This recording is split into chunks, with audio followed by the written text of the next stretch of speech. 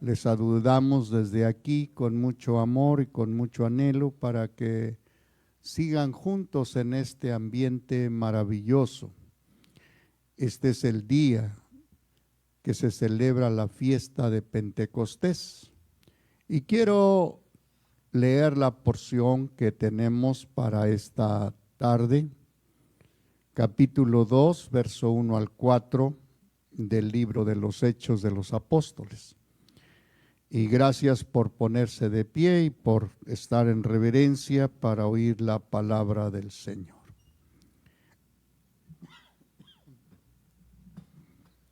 Dice la porción bíblica: cuando llegó el día de Pentecostés, estaban todos unánimes juntos, y de repente vino del cielo un estruendo como de un viento recio que soplaba, el cual llenó toda la casa donde estaban sentados. Y se les aparecieron lenguas repartidas como de fuego, asentándose sobre cada uno de ellos. Este verso 4. Y fueron todos llenos del Espíritu Santo y comenzaron a hablar en otras lenguas, según el Espíritu les daba que hablasen.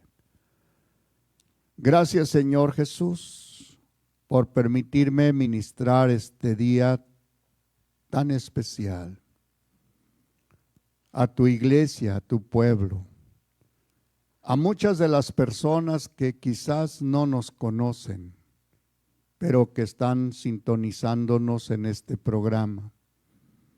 Ruego delante de tu trono que venga sobre mi vida la unción de tu Santo Espíritu y puedas permitirme transmitir un mensaje que tenga la fortaleza para los débiles, para los que están sufriendo, la sanidad para los que están enfermos. Que esta tarde sea la tarde de ellos, donde reciben desde este momento un milagro, una manifestación sobrenatural de tu presencia y de tu Espíritu. Gracias por reunirnos en esta tarde, en esta reunión maravillosa. Bendigo a toda la iglesia de Templo La Hermosa que nos está siguiendo. Te agradezco por ser parte de este cuerpo y por tener el privilegio de ser pastor de ellos. Te ruego que nos bendigas abundantemente en el nombre de Cristo Jesús. Amén y amén. Bien, tomen su lugar y pueden estar reflexionando conmigo algunas cosas interesantes. El día miércoles tuvimos una enseñanza muy interesante con la hermana María Garay y nos ministró excelentemente la ministración sobre la cuestión del libro de los Hechos y las manifestaciones del Espíritu Santo. Pero el viernes nuestra hermana Judith habló con respecto a la fiesta de Pentecostés o a los antecedentes antes de la fiesta de Pentecostés. Y me gocé mucho porque en mi mensaje yo también tengo la fiesta del Pentecostés. Es la segunda fiesta más conocida de las tres fiestas que los judíos celebraban. La primera es la Pascua, pero la segunda es una de las más importantes. Y la hermana Judith hacía reflexión sobre esta fiesta de Pentecostés. ¿Cuál era el propósito y cuál era el fin de la fiesta? Porque Dios, cada fiesta o cada proyecto tiene propósito. Y se consideraba que era la fiesta de las primicias. Después de la Pascua son 7 semanas, de ahí se deriva el nombre de las 7 o la fiesta de las 7 semanas. Es la fiesta donde la gente de Israel, todos los pueblos que estaban conscientes de la ley de Dios, traían a la presencia de Dios sus frutos. Eran las primicias, era lo mejor. Ellos disfrutaban no solamente un día, sino 7. Entonces, la última de las fiestas era la de los tabernáculos.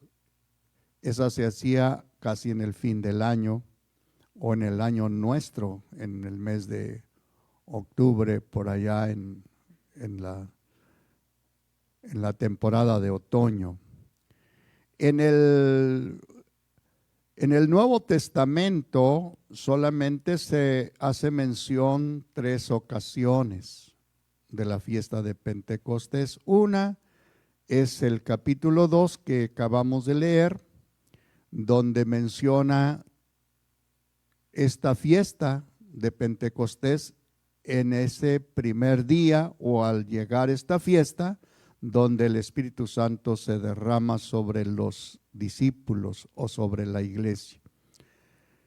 Hechos 20:16 hace la segunda mención con respecto a esta fiesta. Es Pablo cuando está yendo hacia Jerusalén y él quiere pasar esa fiesta en Jerusalén. Y el tercero es la primera de los Corintios capítulo 16 verso 8, donde él no va a la fiesta de Pentecostés y se queda para hacer el trabajo en la evangelización, en el plan que él tiene. Entonces, este es lo que mencionamos en el pasaje bíblico cuando estamos conscientes de esta situación y nos lleva a la reflexión. No sé si has oído una frase muy común, muy popular, que ahora la hemos parafraseado, la hemos hablado nosotros mismos, la hemos usado muchísimo. Después de dar todo el anuncio y todas las cosas, siempre decimos, pero quédate en casa. Esta es una de las frases que se ha hecho viral con la sana distancia, con la cuestión de todo el protocolo que tenemos ahora, pero la frase, quédate en casa. Y esta es la primera orden que el Señor les dio a sus discípulos cuando les da la promesa. Él les dijo, no salgan de Jerusalén, quédense en esa ciudad hasta que sean investidos del poder de lo alto. Quiere decir que ellos, muchos que hubieron oído, hubieron visto al Señor en su ascensión, según Pablo escribe a los Corintios en el capítulo 15, y hace alusión a más de 500 hermanos que algunos todavía vivían y eran testigos de la resurrección de Jesús. ¿Qué pasó con esos 500 hermanos? No lo sabemos, pero según el pasaje en el capítulo 1, hay un texto que dice que estos estaban, el verso 14, 1:14, todos estos perseveraban unánimes en oración y ruego con las mujeres, con María la madre de Jesús y con sus hermanos. Estamos hablando de los hermanos de Jesús. Y el verso número 15 dice, en aquellos días Pedro se levantó en medio de los hermanos y los reunidos eran como 120 en número. ¿Sabían ellos que la promesa vendría el día de Pentecostés? No lo sabían. ¿Quién sabía que ese día iba a ser la promesa? Bueno, Dios, porque Él sabe todas las cosas. ¿Por qué fue el día de Pentecostés y no otro día? Porque ese día era la celebración de la fiesta y habían venido de todos los lugares habitados y venían de todas las partes. Cuando uno lo lee en el pasaje bíblico, encontramos una lista de lugares que están representados en esa fiesta, como cuáles: judíos piadosos de la ciudad de Jerusalén y de todas las naciones bajo el cielo. Estos eran como ¿cuántos? No lo sabemos. La Biblia nos dice que después del mensaje de Pedro se convirtieron 3,000, pero es muy posible que haya habido más, pues algunos se burlaban. Y eso quiere decir que no estaban de acuerdo y no creían en la manifestación del Señor. Estos eran una multitud que se aglomeró en ese momento cuando el estallido o el estruendo y el viento recio y esa manifestación sobrenatural. Ellos empezaron a decir: ¿cómo pues les oímos nosotros hablar cada uno en nuestra lengua en la que hemos nacido?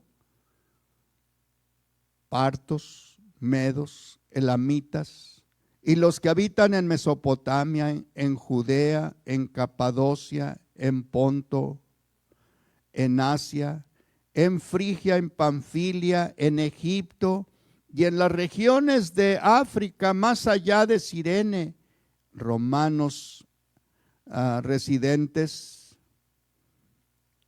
y esa multitud, cretenses, árabes, todos ellos, dice, les oímos hablar las maravillas de Dios. Quiere decir que Dios estaba planeando todo desde antes. Después de su resurrección, Él duró 40 días explicándoles y fortaleciendo su fe, animándoles para que ellos perseveraran. Y de aquí en lo adelante tenemos cuál era la actitud de ellos según los pasajes que ya leímos. Ellos perseveraban unánimes en oración y ruego junto con las mujeres. Y cuando uno lee el capítulo 1, el capítulo 2, el verso 1, dice que llegó el día de Pentecostés y estaban todos unánimes juntos. Había una unidad, había una forma de convicción de fe y no se movían del lugar, estaban conscientes. No tenían ni el horario ni el día que tendrían el revestimiento o el derramamiento del Espíritu Santo. Sin embargo, ellos estaban ocupados, no estaban perdiendo el tiempo, estaban conscientes. Cuando tú tienes conciencia de que las promesas de Dios están, tenlo por seguro que Dios cumplirá esas promesas. La llenura de los primeros cristianos, solo 120 perseveraron. La fe y la perseverancia son parte de las cuestiones de nosotros como creyentes, porque a veces no estamos dispuestos a perseverar y cualquier crisis, cualquier conflicto nos afecta y nos desesperamos y nos vamos. La mayor dificultad para nosotros es esperar. Alguien dice que el que espera desespera. Y cuando uno está esperando, qué fastidioso. Acabo de ir al banco este miércoles pasado por necesidad de depositar el dinero que es para el Señor. Y 4 horas esperando esperando y esperando. Y casi para entrar era difícil y casi una hora ya estando a 2 personas. Y eso desespera. Tenemos que prepararnos porque cuando nosotros pensamos en las promesas de Dios, principalmente eso de esperar no es muy común en nosotros. Realmente no nos gusta esperar. Sin embargo, su fe fue coronada por su paciencia. Pablo dice que la prueba produce la paciencia. Y si la fe es probada, y la paciencia es la que nos hace esperar y esperar, porque la esperanza es la que nos hace asegurar que lo que Dios prometió es verdad. Por lo tanto, la paciencia que lleve su fruto, según Santiago, y que no te desesperes y que tengas conciencia y tengas la paciencia suficiente, porque en el momento que menos lo esperas, Dios tiene la visitación en tu vida y en tu familia y en tu corazón. Las manifestaciones de su presencia son muy evidentes, se evidencian muy sencillo. ¿Cuáles fueron estas manifestaciones? Si el relato te las explica muy sencillo, dice que de repente un estruendo como un viento recio que llenó la casa. Tenemos algunas cosas que tenemos que reflexionar porque el viento recio no siempre tenía la intención de manifestación así para que la gente corriera a los pies de Cristo. El estruendo y el viento recio es algo que sacude, que hace conciencia. No sé si has estado en alguna región donde te ha tocado un estruendo, un viento recio, un desastre natural que eso llama la atención. Es algo que Dios tiene que despertar. No es un predicador que está en la calle o en una azotea o en un edificio gritando. No, es un viento recio que hace cimbrar y eso hace que salgan. ¿Dónde estaban esta multitud? Las fiestas se celebraban en el templo. Cuando tú ves todos los contextos de las fiestas, tanto la de la Pascua como las otras fiestas, siempre eran en el templo. Y en derredor del templo es donde se hacían también los tabernáculos. Quiere decir que entonces el estruendo lo único que hace es voltear todos a mirar, a ver dónde fue el estruendo, dónde está esa manifestación, ese viento recio, ¿dónde? Y es ahí donde todos corren a buscar el lugar para estar presentes, para ver qué está pasando. ¿Sabes tú eso? Que Dios tiene preparado un viento recio en esta época para sacudir este mundo. Ni sabes ni de dónde viene ni a dónde va. Eso es lo que dijo Jesús a aquel hombre Nicodemo. Porque el viento recio te hace sacudir tu conciencia. Ahora están asustados. ¿De dónde nació esta epidemia? ¿De dónde vino ese problema del coronavirus? Estados Unidos está diciendo, es China la que dejó suelto ese virus. Y pudiéramos pensar cuando empezó esto, nomás es en el área de la zona donde nació allí donde están manejando los virus para checar. Pudiéramos pensar solamente allí. No, de repente empezó por toda Europa, no solamente Asia, sino también en el oriente y también en el occidente, y ha llegado hasta nosotros y está pasando por toda Latinoamérica, y no hay pueblo que se haya escapado, va en el proceso. ¿Qué hace esto? ¿No es algo que te llama la atención? Y ahora, después de esta pandemia, no estamos listos ni preparados para una nueva forma de vida. Los mismos encargados de las noticias dicen, nunca volverá a ser igual. Todos los que están en los negocios y en todas las empresas saben que esto no va a ser igual. ¿No estará Dios llamando la atención para que voltees tus ojos a Él? A lo mejor habías dejado todas las cosas. Es sorprendente ahora que hasta en varios de los estados de México, muchos han muerto por el alcohol adulterado. ¿Alguien se había preocupado por contabilizar los muertos por el problema del alcohol? ¿No son las estadísticas más grandes que es el alcoholismo el que ha llevado a muchas de las muertes? ¿Por qué no las contabilizaban en el tiempo pasado? ¿Por qué prohibieron hasta la cerveza en los lugares públicos? ¿Por qué toda esta situación se ha degenerado? ¿No es que ahora tenemos que volver a Dios?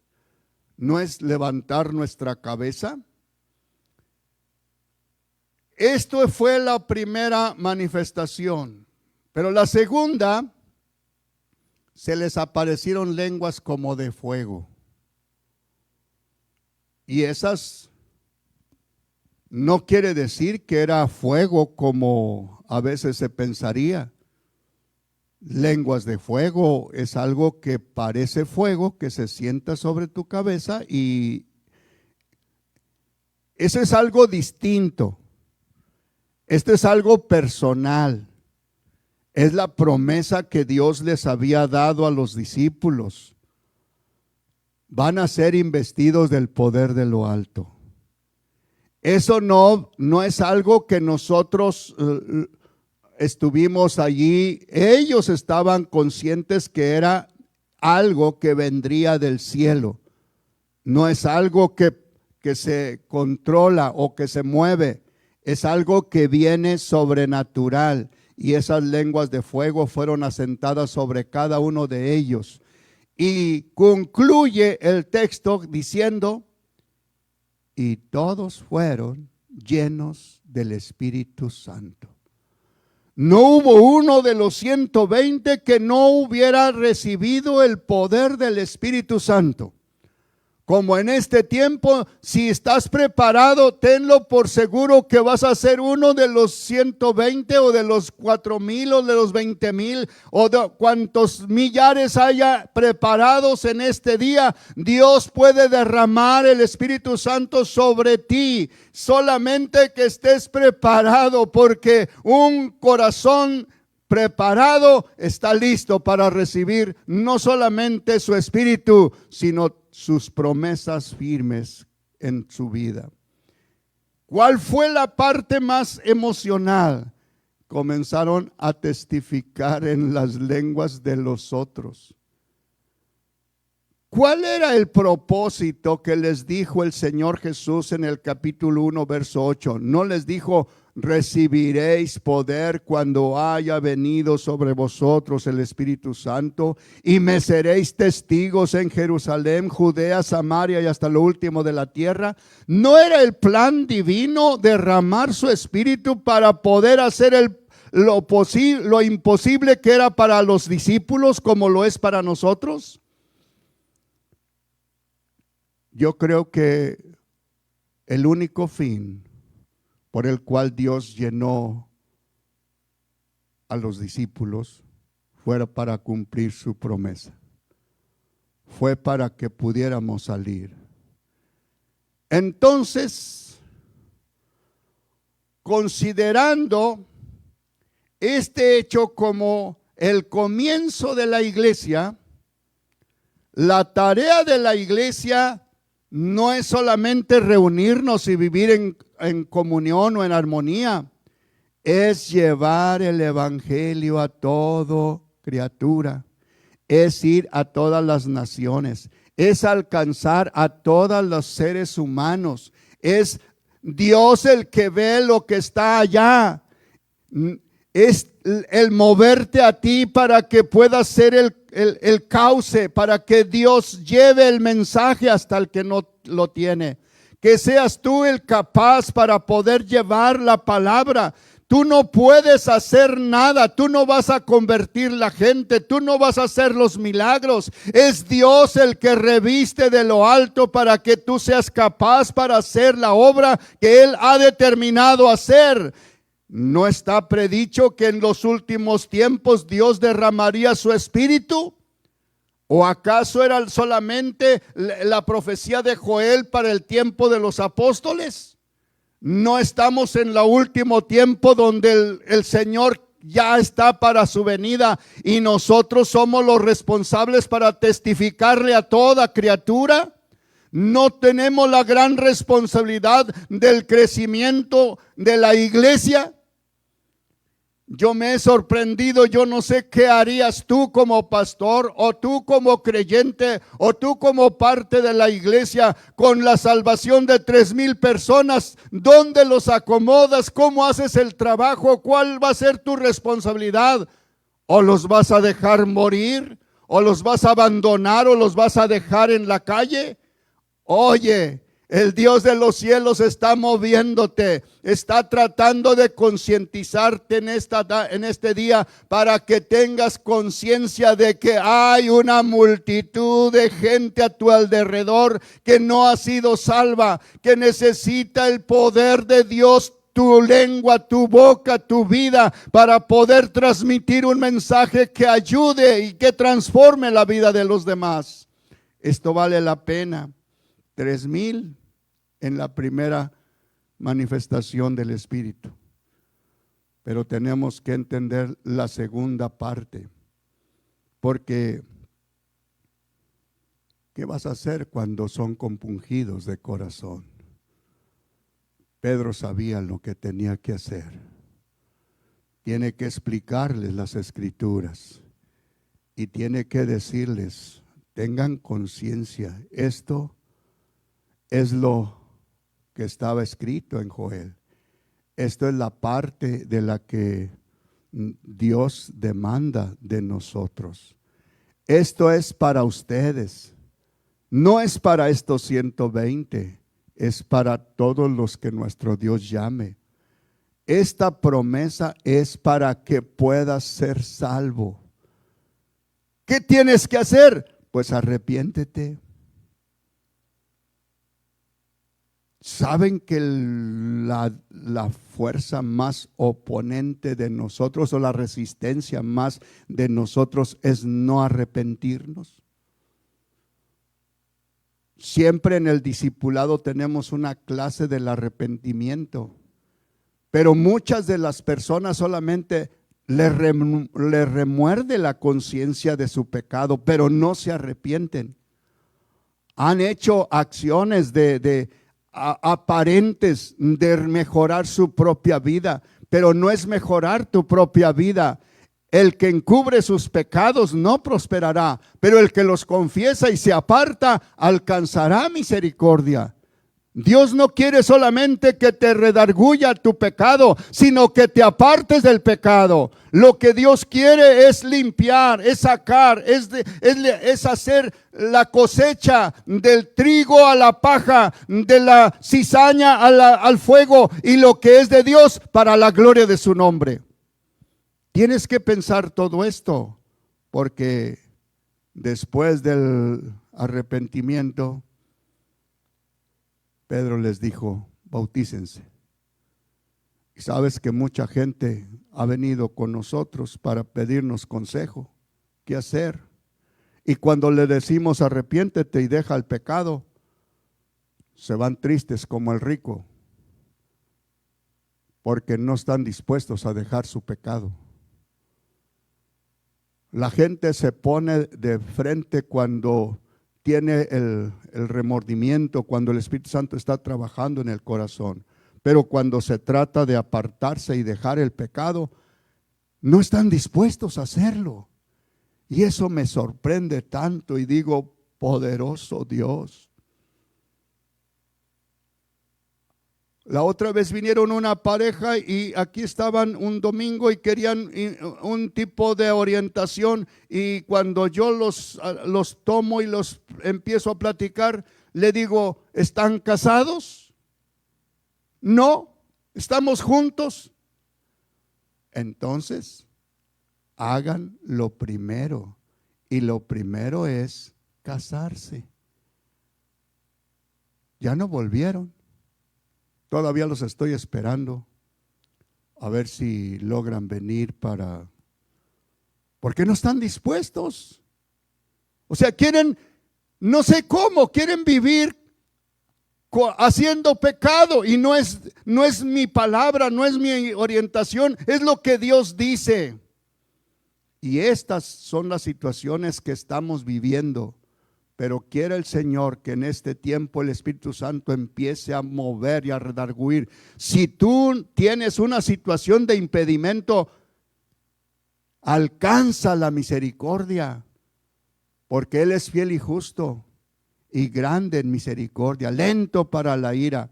Dios te trata este día con algo importante. Hay 3 lecciones que quiero llevarte a reflexionar. La primera, que todas las promesas de Dios, cualquiera que sean las promesas, esas promesas se cumplirán. No puedes tú pensar que Dios se olvidó de sus promesas. Los israelitas pensaron y dijeron, las promesas ya no se cumplen, ya pasó el tiempo. Pues quiero decirte que el profeta tenía una palabra bien clara. Habacuc 4:2. Y quiero leértela porque esta es parte del mensaje que te tengo para este día. Dice el Señor a Habacuc: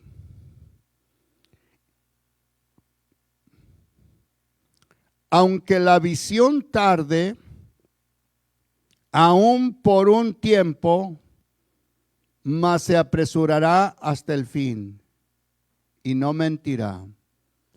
Aunque tarde, espéralo, porque sin duda vendrá y no tardará. ¿Cuánto tiempo esperó Israel para la venida del Señor? Muchas de las expresiones de los profetas decían, nuestros huesos se secaron. Había una situación muy difícil. Ellos pensaron que ya no se cumplirían las promesas. Pero al igual que esta promesa que les fue dado a los discípulos, llegó el día. El día ya estaba cerca. Ellos no lo sabían, pero ellos perseveraron hasta el día que llegó ese día maravilloso de Pentecostés, donde todos fueron llenos del Espíritu Santo. ¿Cuál es la promesa para ti? ¿Acaso no crees que Dios puede salvar a toda tu familia? ¿O has dudado del poder del Evangelio? ¿No será que tu testimonio ha sido la piedra de tropiezo para que no crean en la palabra como tú has querido que crean en ella? A lo mejor has sido tan necio que has querido manifestarles una forma religiosa que no la manifiestas ni tú siquiera. como en el tiempo de Jesús. Les dijo a los de la ley, dijo, ustedes ponen cargas que ustedes mismos no llevan. Es más, ni entran ni dejan entrar. Están bloqueando. El plan de Dios no es eso. A lo mejor tú como cristiano, en vez de ser una piedra viva que edifica el templo y la casa de Dios para alabanza de su nombre, a lo mejor eres una piedra de tropiezo para los tuyos y para los que están alrededor tuyo. Este día es para que levantes la cabeza y entiendas, las promesas de Dios son seguras. Él lo ha dicho y lo hará. Aunque tarde, muchos han esperado, pero han visto coronada su fe. Segunda lección interesante. La iglesia sin el Espíritu está muerta.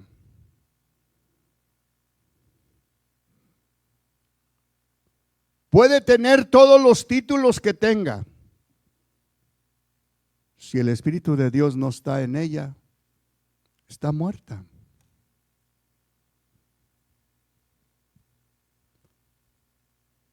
Quiero que veas un pasaje, capítulo 37 de Ezequiel, porque me ayudó para reflexionar sobre esto.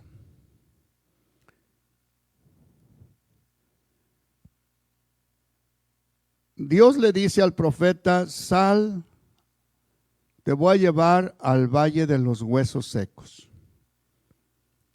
Hijo de hombre, cuando le presenta todos los huesos secos, ¿vivirán estos huesos? Y dije, Señor Jehová, tú lo sabes. Verso 2, verso 3. Me dijo entonces, profetiza sobre estos huesos y diles, huesos secos, oíd palabra de Jehová. Así ha dicho Jehová el Señor a estos huesos. He aquí yo hago entrar espíritu en vosotros y viviréis. ¿Es cuestión de nosotros? ¿Es cuestión de lo que nosotros podamos hacer? No. Señor, tú lo sabes. Tú conoces todas las cosas. Cuando él volvió a llamarle y le dijo, profetiza pues profeticé pues como me fue dicho, y hubo un ruido mientras yo profetizaba, y he aquí que un temblor, lo mismo, la misma situación del Pentecostés, y los huesos se juntaron, cada hueso con su hueso, miré y aquí tendones sobre ellos y la carne subía y la piel cubrió por encima de ellos, pero no había en ellos espíritu. No sé qué imagen tengas tú de esto, pero un cuerpo, en el contexto de medicina, hay un momento que el cerebro se muere y dicen está muerto cerebralmente, pero el cuerpo está vivo. El cuerpo todavía puede respirar, todavía se puede mover, pero no hay nada en él. Y me dijo, profetiza, porque no había en ellos espíritu. Profetiza al espíritu y di al espíritu, así ha dicho Jehová el Señor. Espíritu, ven de los cuatro vientos y sopla sobre estos muertos y vivirán. Y profeticé como me había sido dicho, y entró en ellos el espíritu y vivieron y estuvieron sobre sus pies un ejército grande en extremo. Hermano, despierta.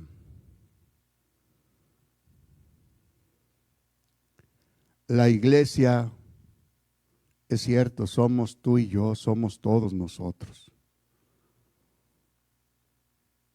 Pero es muy posible que no hemos hecho caso. Y el Espíritu Santo ya no está entre nosotros. El mismo libro de Ezequiel testifica de la gloria de Dios que empezó a levantarse hasta que desapareció. Es cierto que hemos recordado las historias de 1904, 1906, siglo pasado, el derramamiento del Espíritu Santo en diferentes lugares. Pero hoy las iglesias se empezaron a llenar de gente porque los auditorios empezaron a ser más grandes. Empezaron a ser excelentes grupos musicales, excelentes oradores, pero se olvidaron del Señor.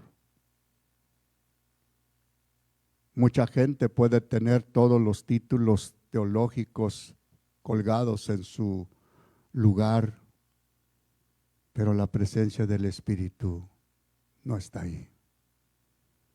Es muy posible que tengas una congregación o un liderazgo a nivel nacional o a nivel internacional de una asociación religiosa, pero sin el Espíritu Santo, ¿de qué te sirve? Solamente eres un metal que resuena, un címbalo que retiñe. Por ahí unos hermanitos en tiempo pasado compusieron un pequeño coro por ahí donde hablaban de un caracolito. Y cuando miró adentro, pues no estaba más que el puro cascaroncito. A lo mejor así estamos ahora. Nos hemos quedado en la cuestión religiosa en el tiempo pasado. Hemos vivido en un desarrollo espiritual donde nosotros mismos fuimos creados. Las cuestiones religiosas ahora las defendemos ya más por genealogía que por convicción de fe. Las cuestiones de los milagros y las manifestaciones ya no suceden porque muchos han dicho, es que el tiempo de los milagros ya pasó.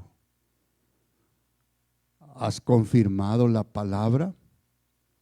¿Has estado consciente de la obra del Espíritu Santo? ¿Te has en verdad empapado de su presencia y has sido testigo que no se manifiesta el poder? Yo creo que algo pasa en nosotros.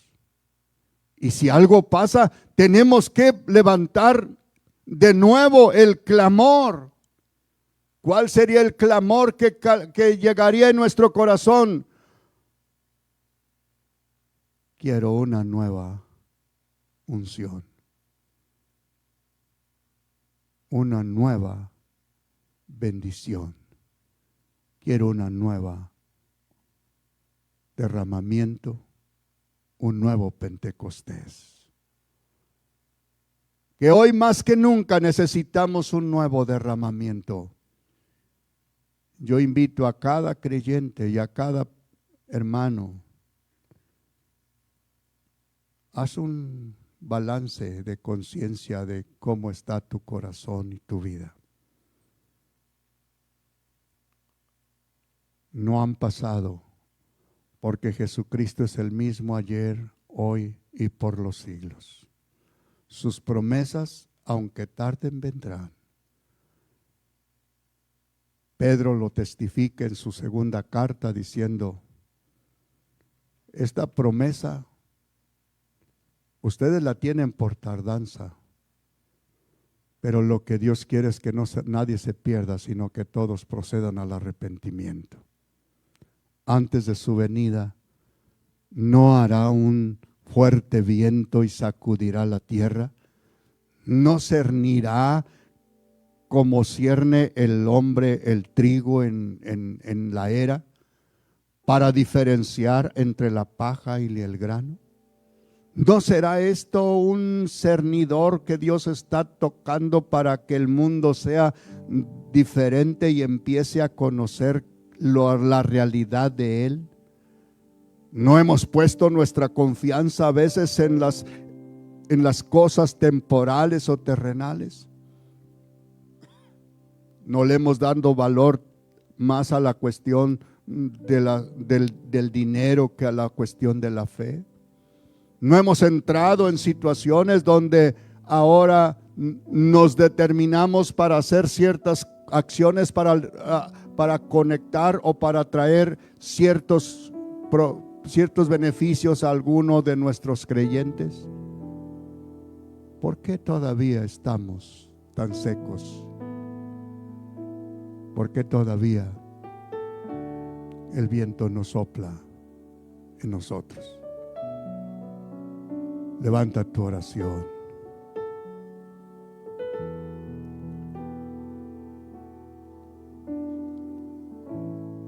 Sé sincero. Pedro les dice a estos que oyeron el mensaje: arrepentíos. ¿Cuánto debe de haber en nuestro corazón de arrepentimiento? Que el Espíritu Santo redarguya tu corazón y tu ser, y pueda entrar en tu alma y en tu espíritu, y pueda dirigirte. Y si hemos hecho lo malo, ¿por qué no decirle como David? Renueva un espíritu recto dentro de mí. No me quites tu Santo Espíritu. Vuélveme el gozo de la salvación, y el Espíritu Santo me sustente en esta etapa difícil, en este tiempo de lucha, de prueba.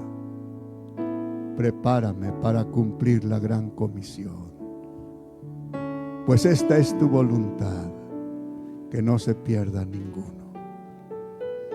Que si servimos para algo, sirvamos para testificar del amor de Dios que es en Cristo Jesús, Señor nuestro.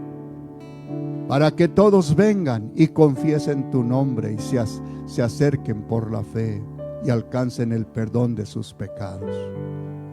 Bendigo la iglesia y bendigo los que nos están oyendo para que conozcan tu amor y tu bondad.